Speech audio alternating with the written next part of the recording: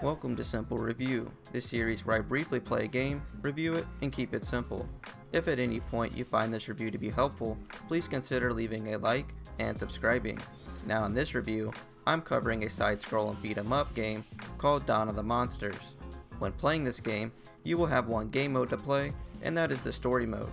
This mode supports up to 2 players locally, and will have you fight off titanic creatures who have invaded Earth. This story will be portrayed from cutscenes and dialogue within the 33 missions available. Now when it comes to gameplay, you will choose from one of 4 combatants to fight off monsters. You will have 2 monsters and 2 mechs to choose from, each offering their own stats and abilities. Each of these combatants can be modified with augments and cosmetics.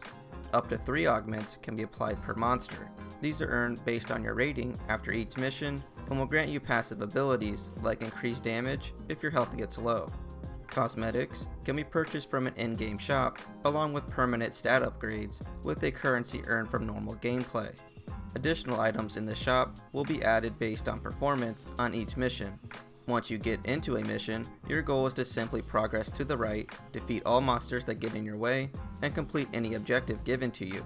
There is a good diversity of monsters, and information on them will be added to your archives when you encounter them. While fighting monsters, you will have a pretty easy command list to serve up some brutal combos along with your special abilities. Special abilities will require a certain amount of energy that is earned from dealing damage. In addition to this, all characters will have their own ultimate ability once their rage meter is filled from dealing damage. Most environmental objects can be picked up and used against enemy monsters. If playing co-op and one player dies, they can be revived at the expense of 1 energy bar. If all players die, you will have to restart the mission. And that's all that this game has to offer. Now for my experience, I'd have to say I found this game to be pretty good.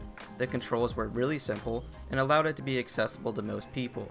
The addition of augments allowed you to build out a monster to fit your playstyle. Difficulty was at a good level and didn't feel too hard or too easy.